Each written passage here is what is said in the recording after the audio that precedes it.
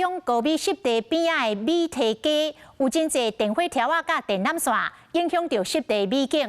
地方总算争取到经费，要甲电缆线地下化。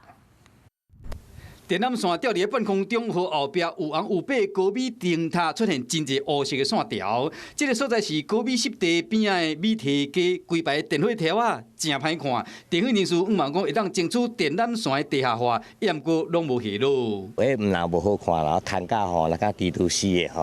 啊，我嘛捌电的吼，以前我徛伫迄个布华顶，我讲叫哦，咱在市府的在迄个官员吼，往东边看。 真的很难看。高美湿地被国际人士称之为一生必游之地，不过电缆线的问题真歹看。为了解决地方的困扰，在民意代表不断的协调下，成功得到中央的支持。啊，配合市政府这条钱，咱就会当真紧，甲湿地这个环境整理甲真好。 台电嘛表示讲，这个长度差不多730公尺，将会拆掉16基的电火条甲电线，总经费差不多是1800万，工期估计差不多要7个月。